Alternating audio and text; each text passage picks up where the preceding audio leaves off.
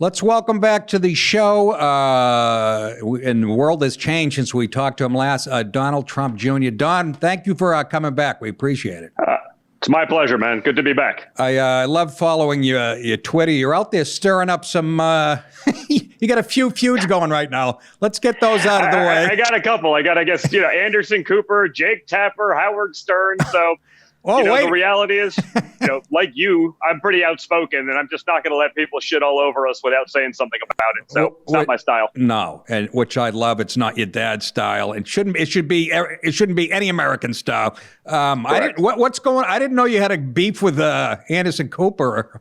What's going on with that? Well, it's the usual outrage cycle. I'll post something. They won't like it because it's contrary to, the CNN leftist narrative. And so they'll try to take their digs on their shows that no one watches, especially these days because no one's in airports. So it's all good, man. It's just all in good fun. Let me tell you, and your father says this, but it's true. If he wasn't around, they probably would have closed shop by now, CNN and MSNBC, right? 100%, by the way. I mean, if when Trump is out of office, in 5 years, it's going to be the end of modern media because they literally won't have any way to make money. Which is unbelievable. Let's get into the Biden thing. You put a meme up. I think we have a picture of it, which was harmless, kind of just a mild joke. And of course, he, like a true lefty, jumped all over you. And isn't this typical of Democrat? No sense of humor whatsoever, and nothing. And obviously, they say he meant it in all seriousness. I responded back like, wait a minute, you mean the 3 laughing emojis and the talking alligator in the talking alligator in the meme maybe made it not so serious, but they couldn't do that. But what it actually did was they were so outraged. The New York Times wrote an entire article about it. Jake Tapper got his panties all in a bunch. And it basically gave me a platform to be like, oh, really? You think Joe Biden's behavior around children is normal? Let's go to the clip. And I found literally a buddy of mine sent me like 4-minute and 30-second video of just like grossly inappropriate sort of behavior with these kids, meaning the kind of that if you or I or another real man saw like happening to our kids, you'd step in and say something. You'd actually do something about it. I mean, it's truly like weird stuff. And the New York Times, but it's at a Senate confirmation. I go, I didn't say it wasn't at a Senate confirmation thing. But the fact that he's doing that there, isn't that even more weird? Meaning, what the hell is he doing around? And I just sort of like, I don't know. I'm of the mindset that you'd feel comfortable leaving your 5-year-old with the president of the United States. But after seeing these things, I don't know that anyone could. I know it almost, when the Tara Reid thing, the story broke, I'm like, I think I believe Biden on this one. Hey, she's way too old for him. No, it's, yeah. Well, that in and of itself, shows you what we're talking about, right? Yeah. So you have corroborating evidence in Tara Reid, which you did not have for Brett Kavanaugh, right? Brett Kavanaugh, he was guilty until proven innocent. It was so important that Dianne Feinstein sat on the information for 3 months to try to tar and feather him in public. Ford, it was a mess. She couldn't, I don't remember when it happened. I don't remember how it happened. I don't remember where it happened. I don't know what year it was, but it definitely happened. And everyone's like, 100%. This happened, obviously. You got to believe the woman. You got to believe the woman. Yeah. Now, Tara, believe all women, right? Yeah. You saw what they said. Yeah. It started a thing, and fine. But when it happened to Joe Biden, all of a sudden, Me Too is, it's Me Too only if you're against a Republican. Me Too if you're not dealing with the mainstream media narrative. And there's corroborating evidence. She says, open up the files. They refuse to do that. And it's not like these are private records. These are his files while he was a United States senator paid for by the American. Oh, no, you can't do that. Right. Don't forget, CNN, MSDNC, all of these bullshit, media groups. Yeah. They had no problem saying that Brett Kavanaugh's high school yearbook was 100% fair game. It was totally legit. That's right. But Joe Biden's literal Senate records, that's off limits. Yeah. Who are we kidding here? So there's corroborating evidence. Her mom called into Larry King in the mid-90s. Right. I know they're going to try to blame the Russians on this one, but man, the Russians did that. They're much better at this shit than I would have ever thought, right? They're starting to do the Russia thing again. Yeah. But so her mom called in complaining about, like, my daughter worked on Capitol Hill for a senator and was harassed. What should I do? She has, deposition stuff or lawsuit stuff were mentioned against her husband. This is in the mid-90s. Right. So listen, she didn't have the power to effectuate anything or to do anything with it, but there's really something there. Right. And everyone's just turning a blind eye to it like it never happened. It's insane. Yeah, and then they try to turn on your dad. How many false accusations against your dad with a woman on the plane and oh yeah, well and then you had the one that they love to go to is that crazy woman that even Anderson Cooper cut off on CNN, where she's like, oh yeah, he definitely raped me. I mean, rape is kind of sexy, but I'm like. Even right. Anderson Cooper was like, let's go to commercial break and we're not coming back with this guest. They cut that interview. They cut that interview so fast, or your head spun, because anything against Trump, they will build up. They will give credit to, right? Of course. Look at Michael Avenatti. Oh, we really think he's a front runner to be president of the United States. He'll be the Democrat nominee. Let's give him hundreds of hours of airtime, millions in re-earned media, only because he's going to take on Trump. That's right. I don't know. It seems like he may have stolen millions from a paraplegic. It seems like he tried to extort the hell out of Nike. But this guy was, he was the end be all because he delivered the narrative that they wanted to. So they gave him whatever credibility they possibly could muster. And now that you realize, I don't know, as he was in jail, no, we're nothing to see here. Oh, that never happened. Did we actually do that? Give me a break. It happens every day. They show clips of the left saying shit. They're shameless in the hypocrisy. Real quick, the Howard Stern thing. This one breaks my heart because I, like you, are a Howard Stern fan. Been on the show many times. It's such a powerful show. It actually helped my career. Liked him personally. But now he's attacking anybody who likes your father. We should all take Clorox. And when did he turn into a bitch? I know he got a life coach and a shrink and some woman, apparently. I think your theory is right. He got a taste of Hollywood. Now he wants all those people to suck his ass. Yeah, well, no, it's not even that he wants to be part of them. I mean, what made Howard Stern was that he rallied against all of that he went all. And again, hey, you attack me, which, of course he's going to do. Yeah. That's sort of the game. You attack my family. But, by the way, I don't even care. You start attacking all of our supporters. People are Americans. They want to live the American dream. They're excited about, American jobs coming back. Those guys should drop dead and die. Those guys made Howard Stern. Right. They allowed him to get the platform that all of the people that he hated and that he fought against and he talked shit about in Hollywood, that they allowed him to open that door to get in with those people. And then he goes in and be like, I kind of like it here. Now I'm one of them. So I kind of like it here. Those guys, that's bullshit. I don't know how he still has fans because we loved him for he was authentic. That's the thing. It was funny. The biggest Howard Stern fan club on Facebook, the Facebook super fans, the Stern Facebook super fans, the head of that thing, who's apparently been on the show many times, but watched the show in years. It hasn't been good in years. Because it became this PC version of himself. The guest just changed. It was just a shift, and that happens. But it's just not the same, and he just doesn't have the same relevance anymore. Right. But the Facebook Stern superfan guys reached out to a friend of mine who's big in that world as well, and they sent it to me. They're like, yeah, feel free, go ahead and use it. We're pissed off. This is bullshit. What actually happened here? I mean, his Facebook page is turning on him because they're like, what's going on with this guy? And it's just sad to see it because, like I said, I was a fan. I watched for years, and the great irony of it is, Donald Trump was in 2 or 3 of the top 10 of all Stern moments, according to Howard Stern, when he went off the regular air. Right. In some of the greatest hits clip. I mean, Donald Trump was a big part of that. He'd been on the show hundreds of times, whatever it is. Right. Even beyond that, I know my brother and his wife did a lot with Howard Stern and some of the charity stuff that they did for pets and helped them out. And so, you don't have to agree with politics and stuff like that. I understand how that works, but to just conveniently neglect that, it just shows a pattern of behavior. There's no loyalty. He did the same to Artie Lang, who made the show great, and frankly, the show probably never recovered.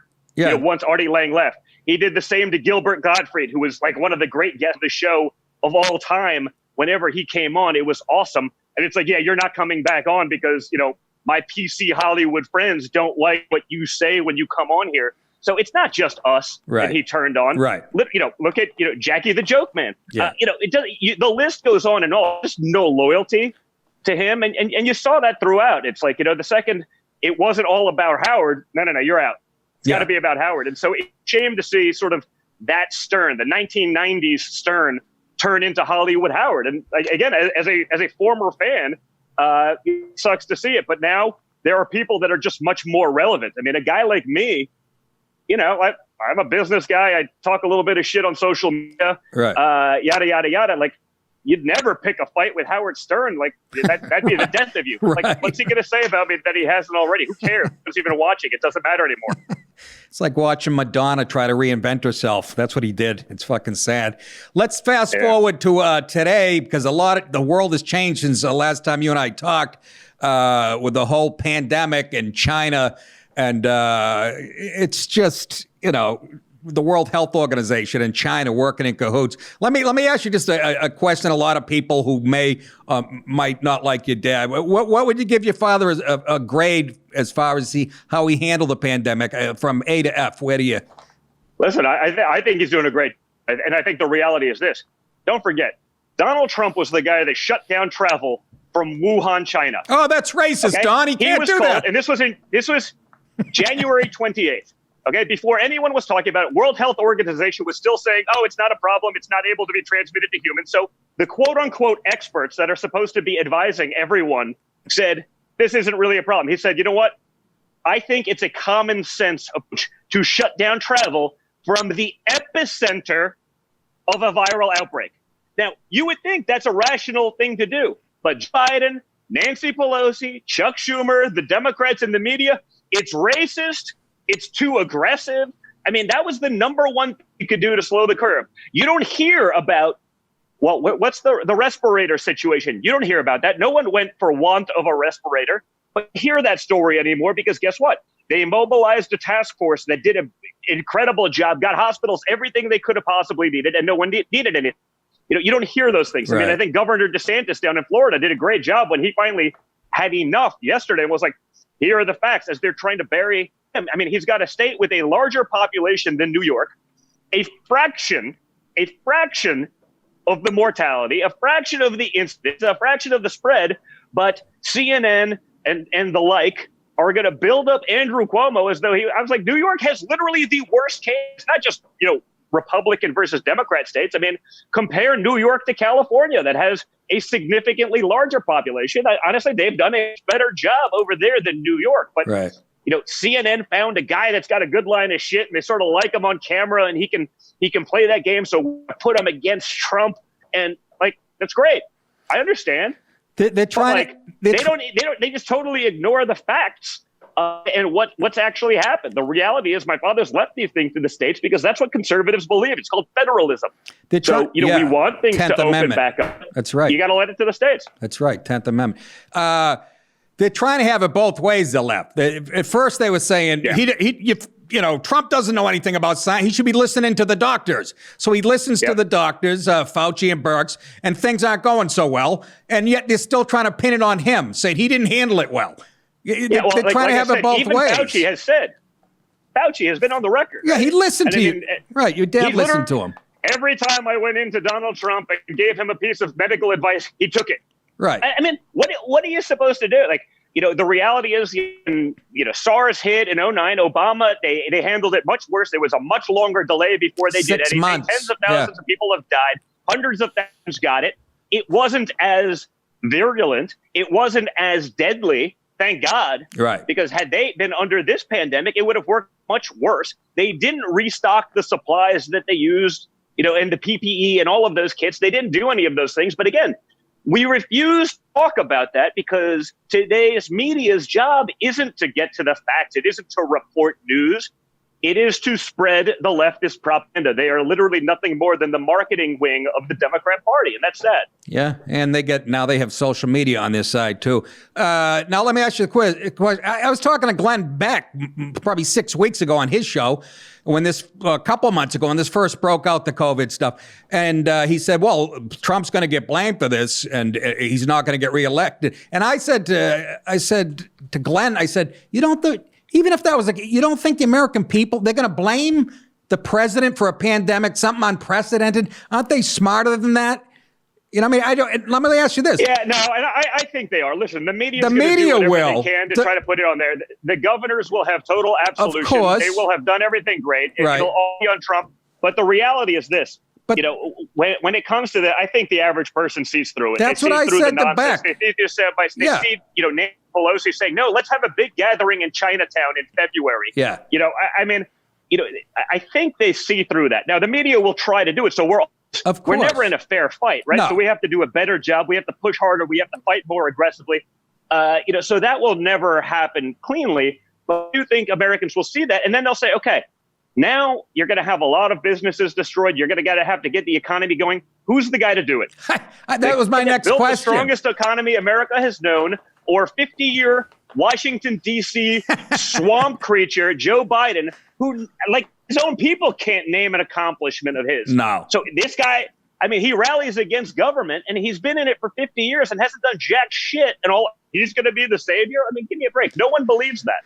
No, it could. The guy doesn't know where he is half the time. A rough day at the office for Joe Biden is having to put on his shoes. But, he's going to be the guy? Give me a break. Yeah, no. Ironically, this could, that's what I was going to say to you. Who better to bring back this economy? It's like a no-brainer. It really is. Trump literally did, and he said he was going to do and did, which is also a major shock to the system in Washington, D.C. Yeah. But he said he was going to do all the things he did. And before the pandemic hit, literally not a single economic metric that we weren't blowing out of the water the Biden-Obama administration prior to it. So the guy came in, everyone said he wouldn't get it done. Everyone tried to screw with him the whole time. You got the fake Russia stuff, you had the impeachment, you had all of the nonsense. He still managed to do that. Despite all the bullshit they threw at him, he still managed to have the greatest job numbers in history, the highest stock market, the greatest economy, 401k, everything. Okay? Was so much better despite all of that. Imagine what would happen if some people on the left actually maybe worked with him, maybe tried to do something for their constituency once in a while. Right. The problem is everyone on the left is running for VP. They're more worried about that. They want to get a great soundbite on CNN, and they're not doing shit for their own constituents. Do you really think that Biden is going to be the nominee? If he talks for more than 30 seconds in public, he makes an ass of himself. He's a placeholder right now for somebody else. I don't think he's going to be. Listen, or you could throw somebody on the ticket. He can't be. The rules would say that Bernie would be next, but the Democrats aren't going to play by the rules. Too far left. They don't care. Right. But honestly, it's hard to believe. Can anyone really imagine Joe Biden being the Democrat nominee if it wasn't for the fact that it's against Trump? They're going to try to paint him as moderate Joe, but he's not. No. You're not moderate Joe, but appointing Beto O'Rourke to be your gun czar. It's all nonsense. And the problem is, I really don't think Joe knows where he is 50% of the time. So if it's not Joe in charge, and I don't think anyone believes Joe's in charge. Joe can't get a 2-point press conference. He can't get the words out of his mouth. If you have a 50-point press conference and you forget point number 52, I say, okay, it happens. But if you have a 2-point press conference, as he did about 2 weeks ago for the COVID-19, and he can't remember either of his 2 points, and he's sitting, feed me some information. I need something. This is a teleprompted president or a teleprompted candidate. He literally is incapable of doing it. He speaks to groups of 20 people prior to the shutdown, and they have him on teleprompter because he's literally not capable of thinking for himself. So if that's your guy, who's really going to be running the government? Well, that's what it is. They see him be I read a poll today. They said his approval rating's 11 points higher than your dad's. How is that possible? Yeah. And Hillary had obviously. a 99% chance of winning the election. So. Yeah, but I think it's attractive to them to have Biden as a puppet. Like you said, somebody be pulling the strings, They can say and pretend he's a moderate. The media will cover that as opposed to his actual positions, which aren't so moderate. And they're just playing that game. And again, they can get away with that because they're not playing a fair game. It's a very uneven playing field. So that's why we have to work and fight that much harder. Right. Talking to Donald Trump Jr. Now I read today and yesterday that the Dems are actually thinking about more impeachment efforts. They want the redacted grand jury material from the Mueller. You have to be shitting me. It never ends. That's the point. This is unbelievable. They can't beat him with facts. So they're going to try to do this, try to take away, try to distract. I mean, it's literally the Democrat platform is like smoke and mirrors. Just pretend, and again, because of the media, they can get away with it. I mean, we couldn't get away with any of these things. Look at what they did to my family.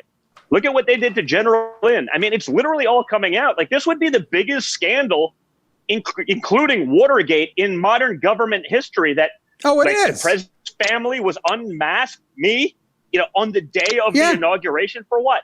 To push a bullshit witch hunt that they knew was bullshit, but decided to do anyway because they knew no one in media would try to fact check them. They knew that the corrupted head of the FBI was in on the little hoax. The former directors of the CIA were all going to get their little, CNN, contributorships and make a lot of money, basically spreading things that they knew to be lies because they had credibility from their former positions.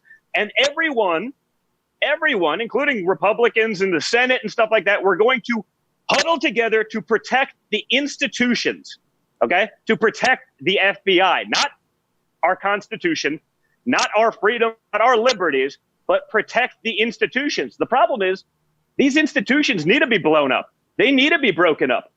They've been corrupt at the top. And I don't say that like, the door kickers at the FBI, the real guys, the agents, the guys that carry guns, those guys, no one's more pissed off than them. And I know one of them through competitive shooting and stuff like that.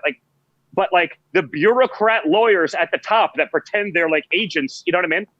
That are just partisan acts on CNN and otherwise. Like, imagine I would have lied to Congress like they did. Like, it's not even like a disputed fact.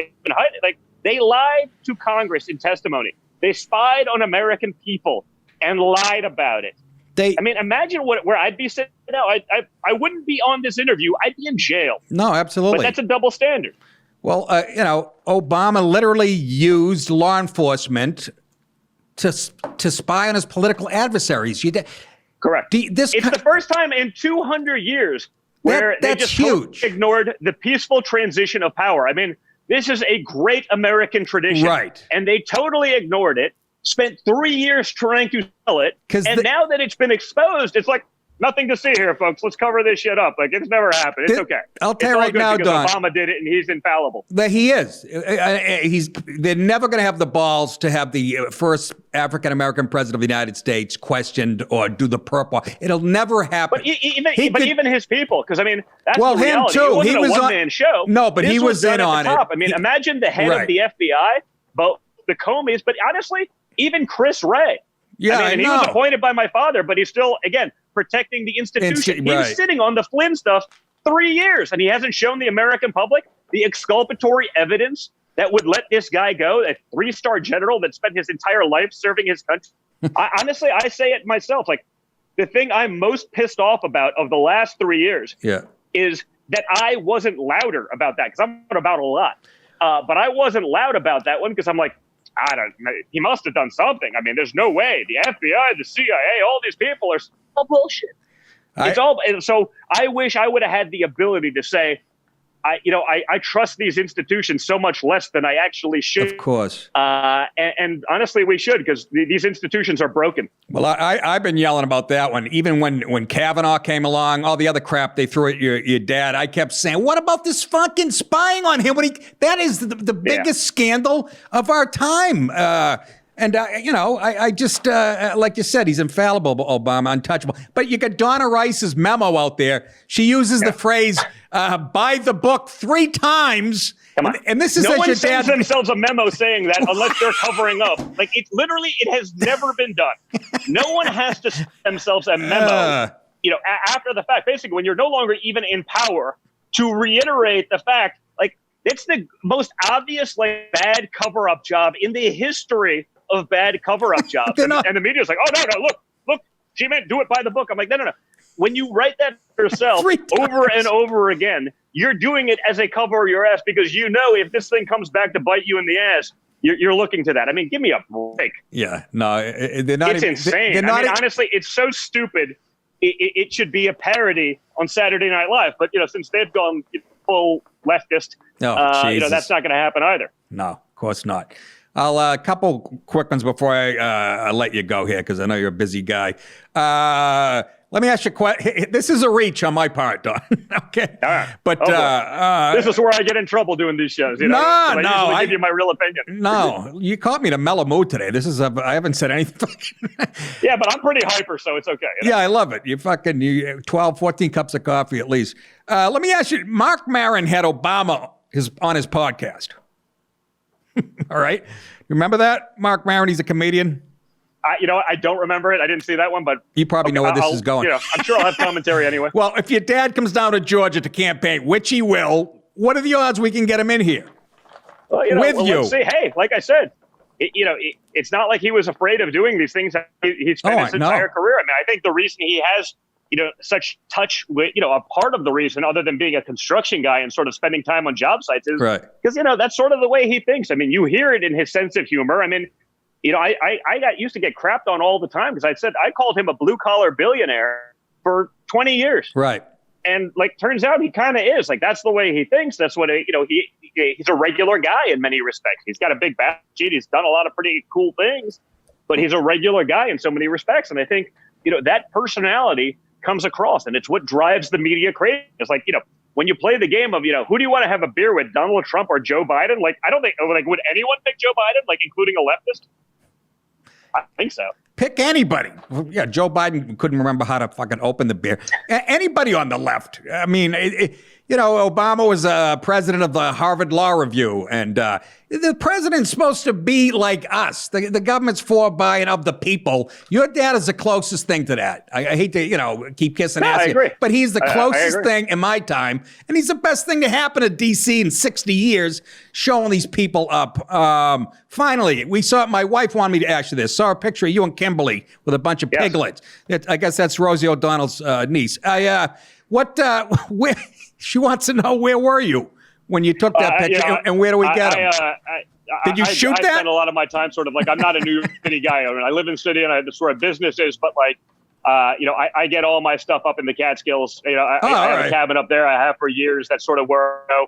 I joke, I'm Fifth Avenue redneck. So my neighbor, a couple of my neighbors, they're all actual farmers. And so, you got and the chickens and the goats and the this, and it's always fun to go there. Nothing quite like getting fresh eggs right out of the hen coop. Yeah. And so that's up in the Catskills area, sort of along the New York PA border. Okay.